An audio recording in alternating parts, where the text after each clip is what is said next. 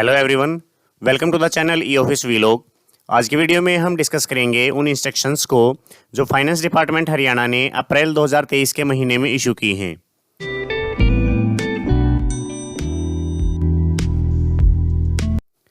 अप्रैल 2023 में finance department ने जो सबसे पहली इंस्ट्रक्शन इशू की है वो है वीट एडवांस के बारे में। अभी तक वीट एडवांस सभी ग्रुप डी के एम्प्लॉयज़ ले भी चुके होंगे जिनको लेना था। जो भी ग्रुप डी के एम्प्लॉयज़ को वीट एडवांस ग्रांट करते हैं उनको इसकी रिकवरी 31/3/2024 से पहले करनी ज़रूरी है और साथ ही 1 महीने के अंदर अंदर यूटिलाइजेशन सर्टिफिकेट लेना है कि उसने वीट खरीदने के लिए ही इस अमाउंट को यूज़ किया है। वीट एडवांस जारी करने से पहले ये भी ध्यान रखें कि जिस एम्प्लॉय को आप जारी कर रहे हैं उसकी रिटायरमेंट से पहले ये रिकवरी हो जाए पूरी। इसकी जो फर्स्ट इंस्टॉलमेंट काटी जाएगी वो जून 2023 महीने की पे से काटी जाएगी, उससे पहले डिडक्ट ना करें। वीट एडवांस उन एम्प्लॉयज़ को नहीं मिलेगा जो किसी दूसरी गवर्नमेंट में या फिर कॉरपोरेशन या फिर लोकल बॉडीज़ में डेपुटेशन पर हैं। जो पार्ट टाइम एम्प्लॉयज़ हैं उनको भी वीट एडवांस नहीं दिया जाएगा। ये 2 परफॉर्मे इसके साथ अटैच हैं। जो पहला परफॉर्मा है उसमें उन एम्प्लॉयज़ की डिटेल्स आएंगी जिनको वीट एडवांस ग्रांट किया गया है। सेकंड शेड्यूल ऑफ रिकवरीज है, ये जो पे बिल बनते हैं उसके साथ रखना है आपको बिल के साथ। जो सेकंड इंस्ट्रक्शन है वो इंटरेस्ट ऑन लोन्स से रिलेटेड है। जो हम गवर्नमेंट के थ्रू लोन लेते हैं उन पे कितना कितना इंटरेस्ट काटा जाएगा इस क्वार्टर में। 1 अप्रैल से 30 जून तक अगर कोई एम्प्लॉय लोन लेता है तो उसके लिए जो इंटरेस्ट रेट हैं वो ये होंगे, ये आप देख सकते हैं। इसके बाद जो नेक्स्ट इंस्ट्रक्शन है वो ई पोस्ट डाटा से रिलेटेड है। इसमें फाइनेंस डिपार्टमेंट ने बताया है कि 26 दिसंबर 2022 को इंस्ट्रक्शन जारी हुई थी ई पोस्ट मॉड्यूल पर सैंक्शन पोस्ट, फील्ड पोस्ट और वैकेंट पोस्ट फिल करने के लिए। 80% डिपार्टमेंट्स ने डाटा फिल कर दिया है। अब ये दोबारा से इंस्ट्रक्शन जारी हुई है कि 100% तक डाटा फिल किया जाए। एक बार फाइनेंस डिपार्टमेंट ने अगर डाटा फ्रीज कर दिया तो फिर HKRN के थ्रू या फिर किसी और तरीके से नई पोस्ट क्रिएट करने के लिए कोई भी केस एंटरटेन नहीं किया जाएगा फाइनेंस डिपार्टमेंट के द्वारा। इसके बाद जो नेक्स्ट इंस्ट्रक्शन है वो हायर एजुकेशन से रिलेटेड है। हायर एजुकेशन के लिए काफ़ी इंस्ट्रक्शन इशू हो चुकी हैं जो मैंने रिसेंटली वीडियोस में बताई थी। अब आपको 3 साल तक वेट करने की ज़रूरत नहीं है अगर आप हायर एजुकेशन लेना चाहते हैं डिस्टेंस मोड से।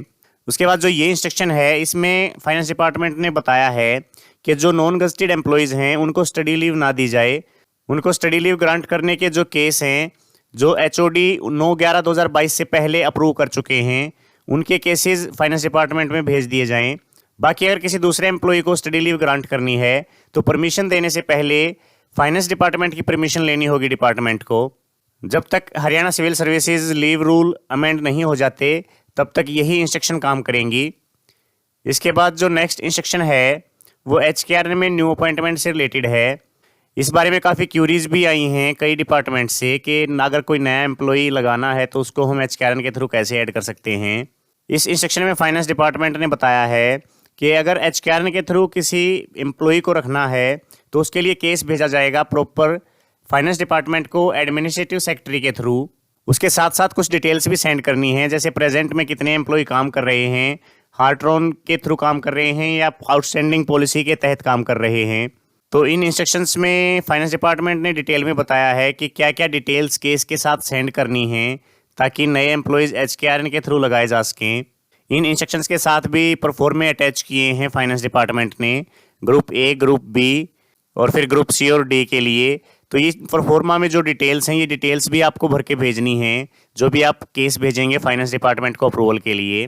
तो जिस भी ऑफिस में HKRN के थ्रू नई मैन पावर लगाई जानी है वो इन इंस्ट्रक्शन को ध्यान से देख सकता है। इसके बाद जो नेक्स्ट इंस्ट्रक्शन है वो CAG ऑडिट पैरा से रिलेटेड है।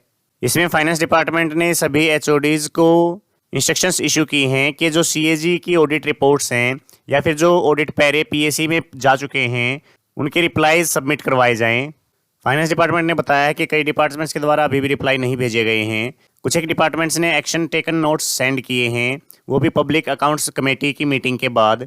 तो फाइनेंस डिपार्टमेंट ने दोबारा से इंस्ट्रक्शन इशू की हैं सभी एडमिनिस्ट्रेटिव डिपार्टमेंट्स को कि इन ऑडिट पैराज के रिप्लाई जल्दी से सबमिट करवाए जाएं और साथ ही निर्देश दिया है कि हरियाणा विधानसभा और PAG जो अकाउंटेंट जनरल होता है उनको भी साथ के साथ इनके रिप्लाई सेंड किए जाएं।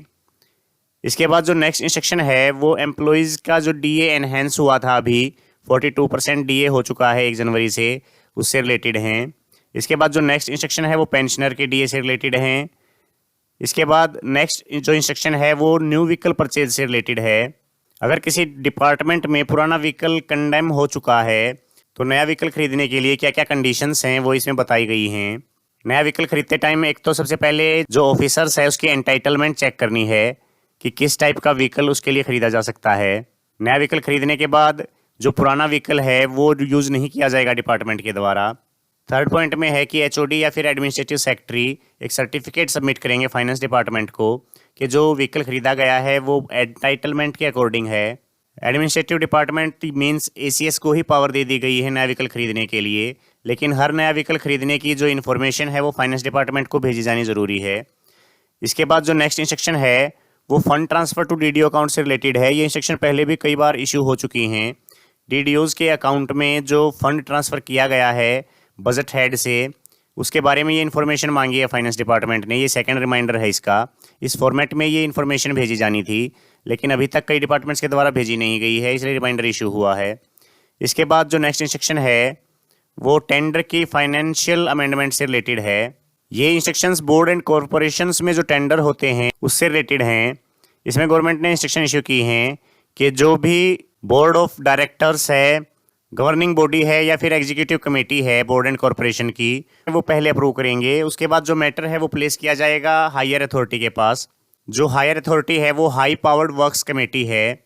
जो पहले इंस्ट्रक्शन इशू हुई थी 3/2/2023 में, उसमें इसको डिफाइन किया गया है। तो ये इंस्ट्रक्शन जिन बोर्ड्स एंड कॉरपोरेशन से रिलेटेड हैं वो इसको देख सकते हैं। इसके बाद जो लास्ट इंस्ट्रक्शन है वो पेंडिंग पैराग्राफ ऑफ एस्टिमेट से रिलेटेड है। एस्टिमेट कमेटी वो कमेटी है जो बजट एस्टिमेट सबमिट करती है विधानसभा में।